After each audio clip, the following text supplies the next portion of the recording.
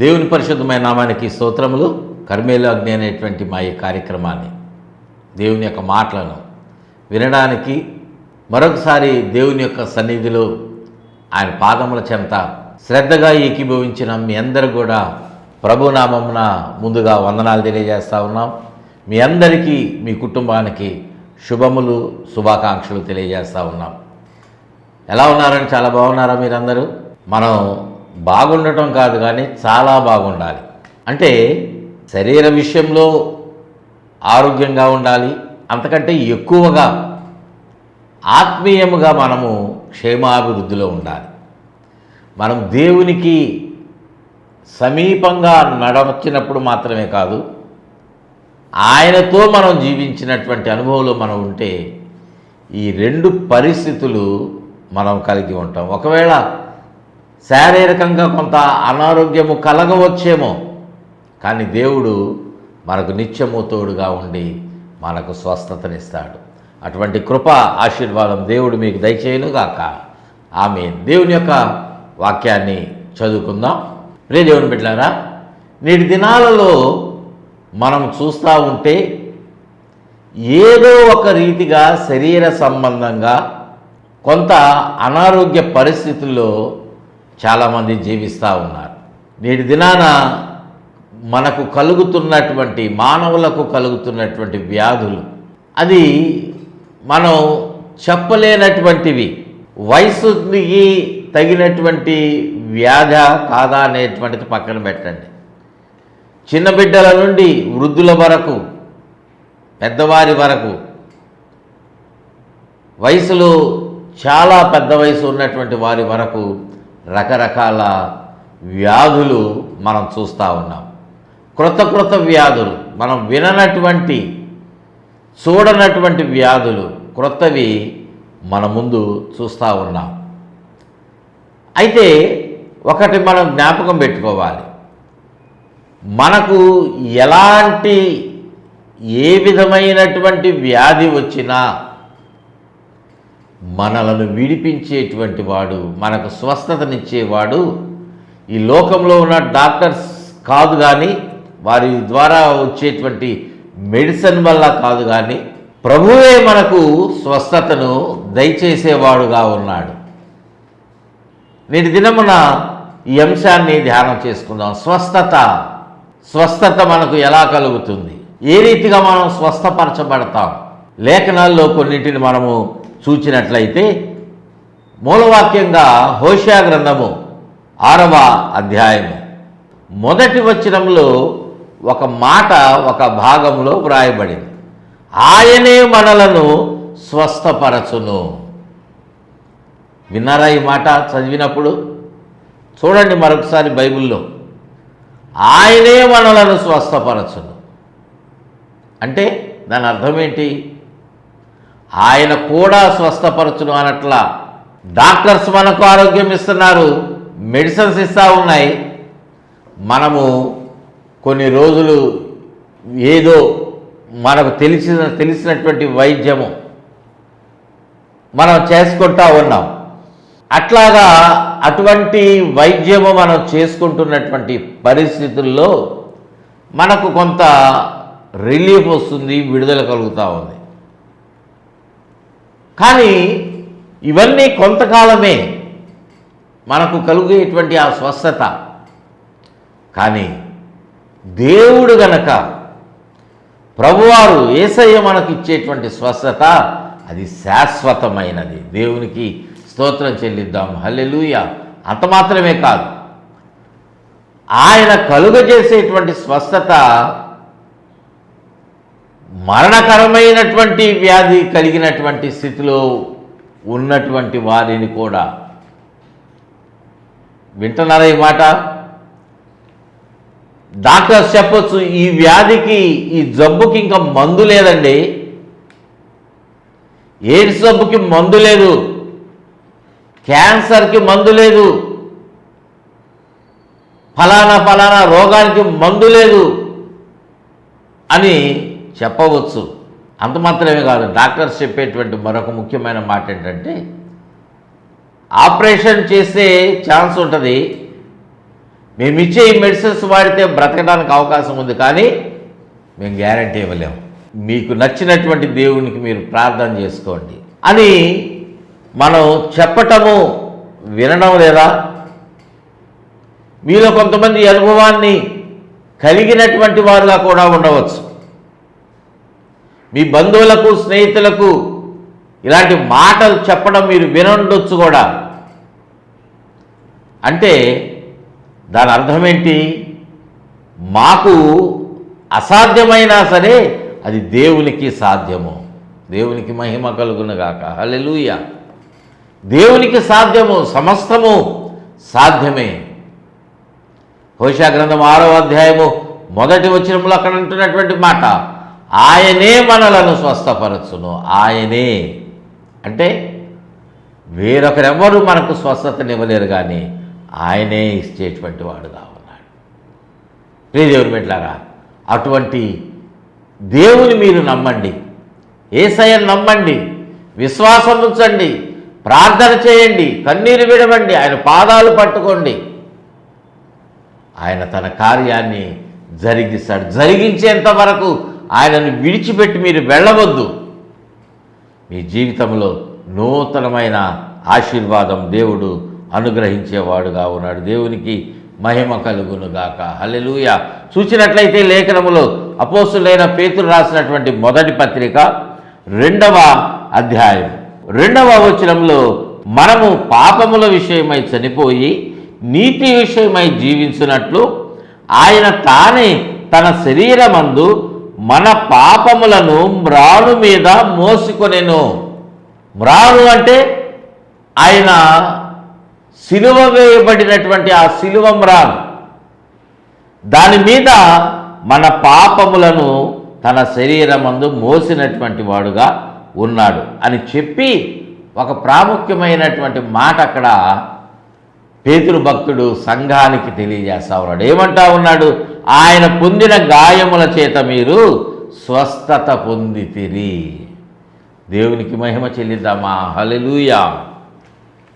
మనకు స్వస్థత ఎలా లభిస్తుంది? స్వస్థత ఎప్పుడు లభిస్తుందంటే ఆయన పొందిన గాయముల ద్వారా. మనం వాడేటువంటి మెడిసిన్ ద్వారా కావచ్చు,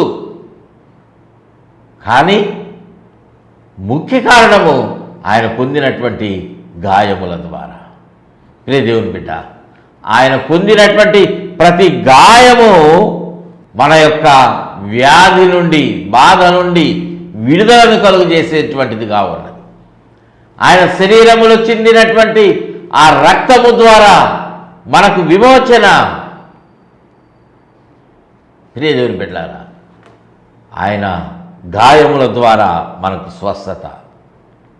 కేవలము శరీర సంబంధమైనటువంటి స్వస్థత మాత్రమే ఆయన రక్తము మనకి ఇవ్వడం లేదు. ఆత్మీయముగా కూడా నేను చాలా అనారోగ్య స్థితిలోనికి వెళ్ళిపోయా, చావునకు సమీపంగా ఉన్నా, మరణ ఛాయలో నేను బ్రతుకుతా ఉన్నా. నాలాగే అనేక మంది మరణ ఛాయలో ఉన్నారు. కానీ దేవుడు నన్ను ప్రేమించి నా కొరకు ఆయన సిలువలో యాగముగా అర్పించబడి గాయాలు పొంది, గాయం ద్వారా రక్తము చిందించి ఆ రక్తము ద్వారా నా పాపాలను కడిగి వేశాడు. ఆ రక్తముతో నన్ను శుద్ధి చేశాడు. ఏ శుద్ధి అంటే ఆత్మ సంబంధమైనటువంటి శుద్ధినిగా నన్ను చేసి పరిశుద్ధునిగా నిలవబెట్టాడు. దేవునికి స్తోత్రం చెల్లిద్దాము. హల్లెలూయా, హల్లెలూయా. ప్రియ దేవుని బిడ్డలారా, మనం ఎలా ఉన్నాం? మన జీవితాలు స్వస్థత పరచబడ్డాయా? ఆత్మీయంగా స్వస్థతను మనం పొందుకున్నామా? ఆయన నీకు నాకు విడుదలనివ్వడానికి, స్వస్థతనివ్వడానికి గాయము పొందినవాడుగా ఉన్నాడు. దేవునికి స్తోత్రం చెల్లిద్దామండి. హల్లెలూయా, హల్లెలూయా. ఆయన మన జీవితంలో నూతనమైన కార్యాలు జరిగించినటువంటి వాడుగా, జరిగిస్తున్నటువంటి వాడు, జరిగించేటువంటి వాడుగా ఉన్నాడు. మరొక మాట మనం చూసినట్లయితే, మనము ఎలాగా స్వస్థపరచబడతామో అనేటువంటిది కీర్తనాకారుడు తెలియజేస్తా ఉన్నాడు. చూడండి, కీర్తన గ్రంథంలో 107వ సంకీర్తనలో 20వ వచనములో మనం చూసినట్లయితే ఆయన తన వాక్కును పంపి వారిని బాగు చేసెను. తన వాక్కును పంపి తన మాట ద్వారా ఆయన వారికి స్వస్థతనిచ్చినటువంటి వాడుగా ఉన్నాడు. యేసుక్రీస్తు వారు ఎప్పుడో ఆయన శరీరధారిగా జీవించినప్పుడు ఈ కార్యాన్ని జరిగించాడు. అది అంతటితోటి ఆగిపోలేదు. నేటికి కూడా ఆయన తన వాక్కును విడుదల చేసి నేటికి కూడా బాగు చేస్తూ ఉన్నాడు. దేవునికి స్తోత్రం చెల్లిద్దాం. హల్లెలూయా, హల్లెలూయా. ప్రియ దేవుని బిడ్డలారా, ఆయన వాక్కులో ఆరోగ్యం ఉన్నది, ఆయన వాక్కులో స్వస్థత ఉన్నది, ఆయన మాటలో విడుదల ఉన్నది. ఎలాంటి స్వస్థత ఆలోచిస్తున్నారా? ఎంతటి స్వస్థతను, ఎలాంటి స్వస్థతను? కొంతమంది అనుకోవచ్చు క్రిటికల్ కండిషన్లో ఉన్నారు, వాళ్ళు విడుదల కలుగు చేస్తుందా? వారిని ఆ స్థితి నుంచి విడుదల చేస్తుందా ఆయన వాక్కు? ఖచ్చితంగా వారికి స్వస్థతనిస్తుంది. ప్రియ దేవుని బిడ్డలారా, వారికి దేవుని యొక్క మాట స్వస్థతను ఖచ్చితంగా కలుగజేస్తుంది. వాళ్ళు భయంకరమైనటువంటి వ్యాధితో ఉన్న, మరణమునకు సమీపంగా ఉన్న, డాక్టర్స్ ఇంకా హోప్లెస్ అని చెప్పినటువంటి స్థితి వాళ్ళు కలిగినటువంటి వాళ్ళుగా ఉన్నా దేవుడు వాళ్ళను బ్రతికించేటువంటి వాడుగా ఉన్నాడు. ఆల్రెడీ చాలామందిని బ్రతికించాడు, ఆయన బ్రతికించాడు. ఈ లోకంలో వాళ్ళు సాక్షులుగా జీవిస్తూ ఉన్నారు. కరోనా పీరియడ్ ఆ సమయంలో నాకు తెలిసినటువంటి వాళ్ళే, బాగా కావలసినటువంటి అనుభవంలో ఉన్న వాళ్ళే కరోనాతో హాస్పిటల్లో అడ్మిట్ అయి ఉన్నప్పుడు చుట్టుప్రక్కల ఆ వార్డులో ఆ బెడ్స్లోనికి కొత్త పేషెంట్స్ వస్తూ ఉన్నారు. వాళ్ళు కరోనా నుండి బయటపడలేక చనిపోతూ ఉన్నారు, వస్తూ ఉన్నారు, వెళ్ళిపోతూ ఉన్నారు. ఈ వ్యక్తి కండిషను భయంకరమైనటువంటి స్థితిలోనికి వెళ్ళిపోయింది. లంగ్స్ పాడైపోయాయి, ఊపిరితిత్తులు పనిచేయటం మానివేసేటువంటి స్థితిలోనికి వెళ్ళిపోయాయి. డాక్టర్స్ హోప్లెస్ అన్నట్లుగా ఉన్నారు. వాళ్ళు చేయాల్సినటువంటి ప్రయత్నం చేస్తూ ఉన్నారు, కానీ రికవర్ అవ్వట్లా. కానీ సంఘము ప్రార్థన చేసినప్పుడు, ఆ కుటుంబము ప్రార్థన చేసినప్పుడు దేవుడు కృప చూపించి ఆ వ్యక్తిని సజీవునిగా నిలిపి ఉంచి తన వాక్కును పంపి ఆయన వారికి విడుదలనిచ్చి నేడు సజీవ సాక్షిగా ఆయన నిలవబెట్టుకున్నాడు. దేవునికి స్తోత్రం చెల్లిద్దాం. హల్లెలూయా, హల్లెలూయా. ప్రియ దేవుని బిడ్డలారా, దేవుడు తన వాక్కును పంపి వారిని బాగు చేస్తాడు. మరణించినటువంటి లాజరుని, మరణించి సమాధి చేయబడినటువంటి లాజరుని, ప్రేత వస్త్రాలతో చుట్టబడినటువంటి లాజరుని, లాజరు బయటికి రాని ఒక మాట ఆయన సెలవివ్వగానే లాజరు సజీవునిగా లేచి అనేక మందికి దర్శనమిచ్చినటువంటి వాడుగా ఉన్నాడు. దేవునికి మహిమ కలుగును గాక. హల్లెలూయా. దర్శనం అంటే స్వప్నంలో కాదండి, స్వయంగా నడిచి వచ్చినటువంటి వాడుగా ఉన్నాడు. కొంతకాలం జీవించినటువంటి అనుభవంలో ఉన్నాడు. ప్రియ దేవుని బిడ్డలారా, లాజరు బయటికి రాని ఆయన మాట చనిపోయినటువంటి లాజరు జీవితంలో మరలా జీవాన్ని కలుగజేసింది. దేవునికి స్తోత్రం చెల్లిద్దాము. హల్లెలూయా. ఆయన తన వాక్కుని పంపి వారిని బాగు చేశాడు. ప్రియ దేవుని బిడ్డలారా, ఎఫ్సీలకు రాసినటువంటి పత్రికలో 2వ అధ్యాయంలో తెలియజేసినటువంటి రీతిగా మనమందరం మన పాపముల చేత, మన అపరాధముల చేత చచ్చిన వాళ్ళంగా ఉన్నామంట. ఎలా ఉన్నాం? చచ్చిన స్థితిలో ఉన్నాం. అంటే శారీరకంగా బ్రతికే ఉండొచ్చు, శారీరకంగా కష్టం అనేటువంటిది లేకుండా లోకరీతిగా ఆనందంగా ఉండి ఉండవచ్చు. మనము, మన కుటుంబము ఉన్నత స్థితిలో ఉండొచ్చు, ధనికులముగా ఉండొచ్చు, కుదువులేనటువంటి వాళ్ళంగా లోకరీతిగా ఉండవచ్చేమో.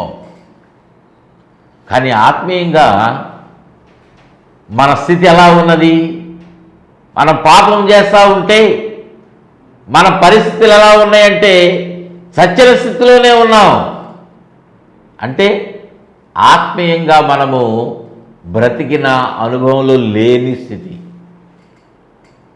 శారీరకంగా మనము కనిపించవచ్చు, మాట్లాడవచ్చు, చూడవచ్చు, ఎంజాయ్ చేస్తూ ఉండొచ్చేమో. కానీ ఆత్మీయంగా మనం చూస్తే బలహీనులంగా ఉన్నాం, రోగులముగా ఉన్నాం, చచ్చిపోయినటువంటి వాళ్ళంగా ఉన్నాం, చచ్చిపోయిన స్థితిలో ఉన్నాం. అయితే ఆ స్థితిలోనే ఉన్నా కూడా దేవుని యొక్క వాక్యము మనతో మాట్లాడుతూ ఉన్నది. ఆయన తన వాక్కుని మనకు విడుదల చేసి లేఖనాల్లో వ్రాయించినటువంటి ఈ యొక్క వాక్కులు వాటిని విడుదల చేసినప్పుడు వాటిని నువ్వు గైకొన్నట్లయితే విడుదల చేయబడినటువంటి ఆ మాట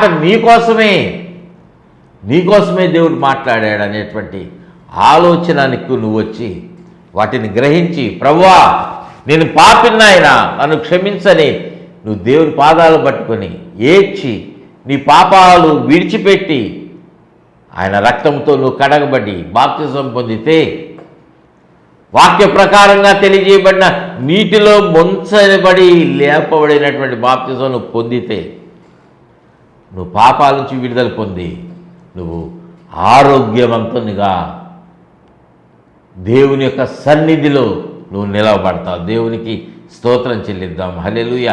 ఆత్మ సంబంధమైన ఆరోగ్యమును దేవుడు నీకు విడుదల చేస్తాడండి. ఆత్మ సంబంధమైనటువంటి ఆరోగ్యంతో నువ్వు ఉంటే ఆటోమేటిక్గా శరీర సంబంధమైన స్వస్థత కూడా దేవుడు నీకు అనుగ్రహిస్తాడు. దేవునికి స్తోత్రం చెల్లిద్దాం. హల్లెలూయా. ఆయన పొందినటువంటి గాయముల ద్వారా మనకు విడుదల కలుగుతూ ఉన్నది. మరొకటి మనం చూచినట్లయితే మరొక రీతిగా దేవుడు మనకు ఎట్లాగా స్వస్థతను కలుగు చేస్తూ ఉన్నాడు అంటే యాకోబు రాసిన పత్రిక 5వ అధ్యాయము 14వ వచనం, మీలో ఎవడైనను రోగి అయి ఉన్నాడా అతడు సంఘపు పెద్దలను పిలువవలెను, వారు ప్రభువు నామమున అతనికి నూనె రాచి అతని కొరకు ప్రార్థన చేయుదురు. విశ్వాస సహితమైన ప్రార్థన ఆరోగ్యని స్వస్థపరచును. 15వ వచనంలో ఈ మాట వ్రాయబడింది. ప్రియదేవుని బిడ్డలారా, ఈ 14-15 వచనంలో వ్రాయబడినటువంటి ఆ మాటను మనం చూస్తే నూనె రాసి ప్రార్థన చేస్తే, యేసయ్య నామములో ప్రార్థన చేస్తే అతనికి ఆ యొక్క వ్యాధి నుండి విడుదల పొందుకొని విశ్వాసముతో మనం ప్రార్థన చేశాం గనక ఆ రోగి స్వస్థత పొందుకుంటాడు.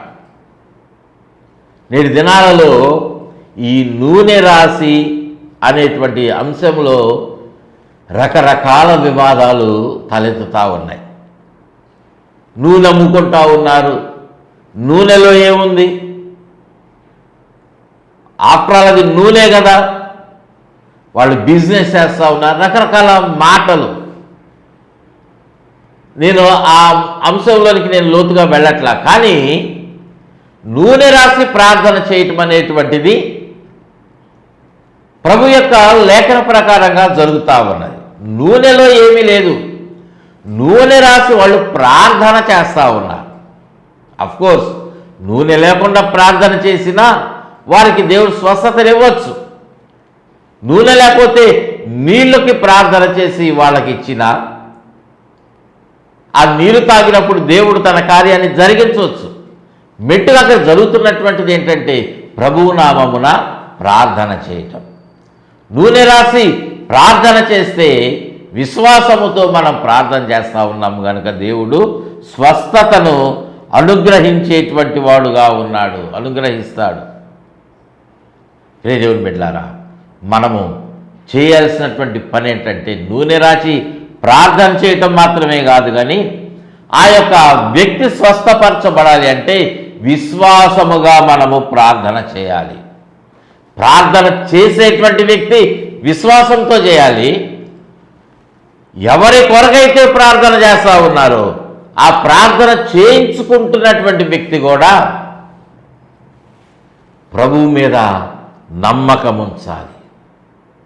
ప్రభువు మీద నమ్మకం ఉంచాలి. యేసయ్య ప్రార్థన చేస్తే ఆయన నన్ను స్వస్థపరుస్తాడు అనేటువంటి నమ్మకం ఒకటి, ఆయన స్వస్థపరిచేటువంటి దేవుడు. ఆయన పొందిన గాయముల ద్వారా నాకు స్వస్థత ఉన్నది కదా, ప్రభువా నీవు నన్ను తాకయ్యా.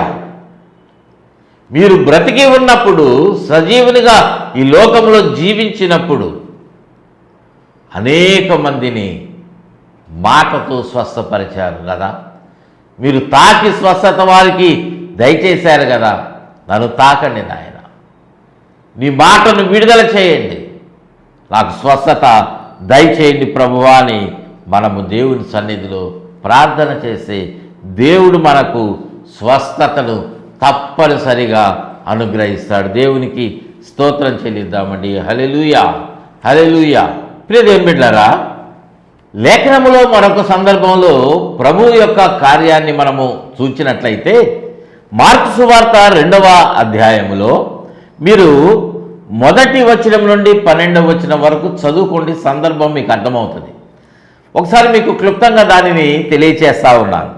యేసుక్రీస్తు వారు ఈ లోకములో శరీరధారిగా జీవిస్తున్నటువంటి ఆ దినములలో కపెర్నహూము అనేటువంటి ప్రాంతానికి ఆయన వచ్చినప్పుడు ఆయన ఒక ఇంట్లో ఉన్నారని తెలిసి ఆయన దగ్గరకు వెళ్ళటానికి అవకాశం లేనటువంటి రీతిగా ఆ ప్రాంతమంతా ప్రజలతోటి నిండి ఉన్నప్పుడు వారు అక్కడ 4 మనుషులు ఒక వ్యక్తిని తీసుకొని వచ్చారు. పక్షవాయువుతో బాధపడుతున్నటువంటి ఒక వ్యక్తిని తీసుకొని వచ్చి లోపలికి వెళ్ళటానికి దారి లేక ఆ ఇంటి పైకప్పు ఊడదీసి ఆ పైకప్పులో నుండి ఆ వ్యక్తిని క్రిందకు దింపారు స్వస్థత కలగటం కొరకు.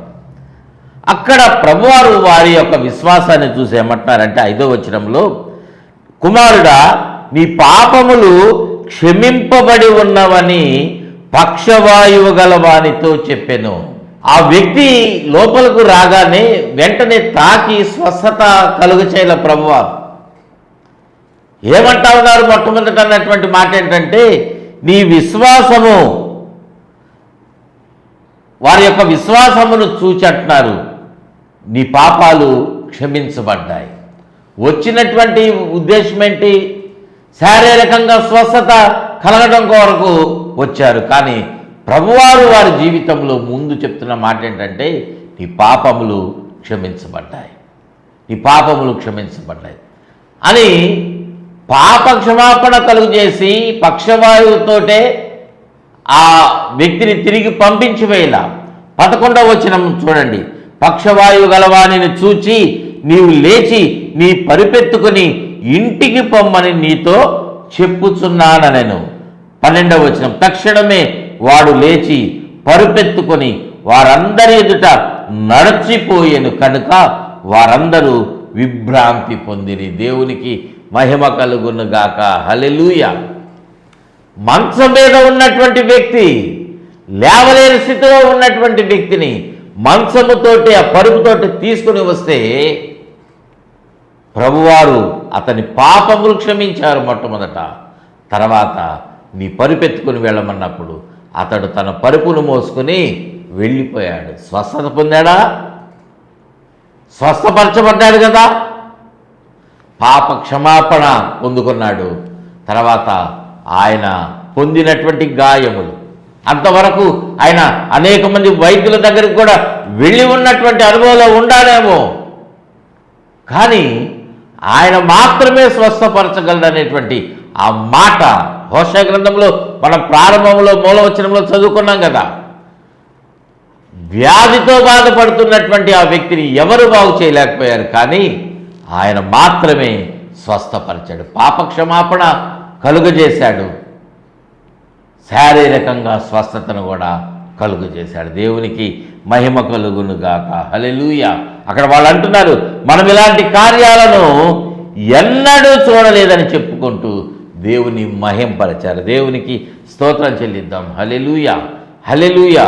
మనము అటువంటి రీతిగా స్వస్థపరచబడినటువంటి అనుభవంలో మనము ఉన్నామా? రండి ఆయన దగ్గరకు, ప్రార్థన చేయండి, ప్రభువారి దగ్గరకు రండి, పాపక్షమాపణ పొందండి, మారు మనసు పొందండి. మీ యొక్క ప్రవర్తన దేవునికి ఇష్టమైనప్పుడు మీరు స్వస్థపరచబడేటువంటి అనుభవం ఉంటారు. యెషయా గ్రంథము 57వ అధ్యాయంలో 18వ వచనంలో ఈ మాట తెలియజేయబడతా ఉంది.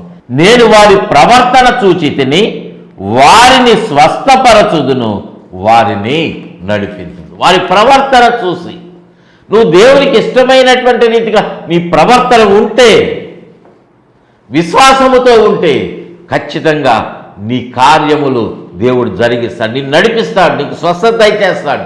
నువ్వు మంచం మీద ఉన్నటువంటి స్థితిలో, లేవలేని స్థితిలో బలహీనంగా ఉండొచ్చేమో, కానీ దేవుడు నిన్ను ప్రేమిస్తూ ఉన్నాడు. ప్రియ సహోదరుడా, సహోదరి, నీకున్నటువంటి ప్రతి పరిస్థితి నుండి నీకు విడుదల దయచేసేటువంటి వాడు ఆయనే. ఆయనే నమ్మండి, విశ్వసించండి, ఆయన మీకు స్వస్థత దయచేస్తాడు. ఆయనే స్వస్థత అనుగ్రహించునుగాక. ఆమేన్. ప్రార్థన చేసుకుందామండి. విశ్వాసంతో అందరూ కూడా ప్రార్థనలో ఏకీభవించండి. ప్రేమ కలిగిన తండ్రి, ఈ బిడ్డలందరినీ మీరు జ్ఞాపకం చేసుకోండి నాయన, పేరు పేరున జ్ఞాపకం చేసుకోండి. ప్రతి ఒక్కరిని మీరు జ్ఞాపకం చేసుకుంటున్నందుకు మీకు వందనాలు ప్రభువా. మీరు తెలియజేసిన ప్రతి మాట వారి జీవితంలో నూతనమైన ఆరోగ్యమును దయచేయునుగాక. ఆమేన్. నూతనమైన ఆశీర్వాదాలు కలుగు చేయునుగాక. నూతనమైనటువంటి కార్యాలు కలుగజేయునుగాక. ఏ విధమైనటువంటి వ్యాధితో ఉన్నా, ఎలాంటి దీర్ఘకాలిక వ్యాధులైనా వాటన్నిటి నుండి యేసు నామములో ప్రతి బలహీనతను, ప్రతి దురాత్మ శక్తులను యేసు నామములో తరిమివేస్తా ఉన్నాము నాయన. Release your mighty power lord. ఈ స్వస్థత ప్రభావాన్ని విడుదల చేసినందుకు మీకు వందనాలు. మీరిచ్చిన స్వస్థతను బట్టి ప్రభువా మీకు వందనాలు చెల్లిస్తూ ఉన్నాం. కార్యక్రమాన్ని చూసిన ప్రతి ఒక్కరిని దీవించి ఆశీర్వదించండి. మంచి భవిష్యత్తు దయచేసి ప్రభువా. ఆయన కార్యక్రమం స్పాన్సర్ చేసిన బిడ్డను కూడా దీవించి ఆశీర్వదించమని, ప్రతి ఒక్కరికి మంచి ఆశీర్వాదాలు దయచేసి మీ యొక్క సాక్షిగా నిలవబెట్టమని యేసయ్య నామమున అడిగి వేడుకుంటున్నాం తండ్రి. ఆమేన్, ఆమేన్, ఆమేన్. తండ్రి అయిన దేవుని ప్రేమ, ప్రభువు రక్షకుడు యేసుక్రీస్తు వారి కృప, పరిశుద్ధాత్మ దేవుని యొక్క అన్యోన్యమైన సన్నిధి సహవాసం సదాకాలం తోడుగా ఉండి నడిపించి బలపరిచి వర్ధల చేయునుగాక. Amen, amen, amen. God bless you all.